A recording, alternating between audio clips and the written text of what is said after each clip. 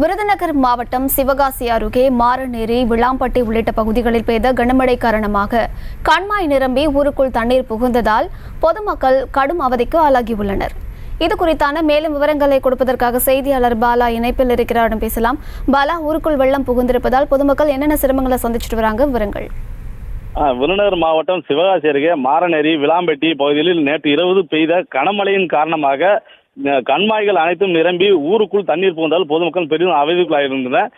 விருதுநகர் மாவட்ட பகுதியான சிவகாசி அருகே மாரநேரி, விளாம்பட்டி மற்றும் திருவத்தூர் பகுதிகளில் நேற்று இரவு பெய்த கனமழையின் காரணமாக கண்மாய்கள் அனைத்தும் நிரம்பி ஊருக்குள் தண்ணீர் புகுந்ததால் அப்பகுதி மக்கள் பெரும் அவதிக்குள்ளாகி கொண்டிருக்கின்றனர்.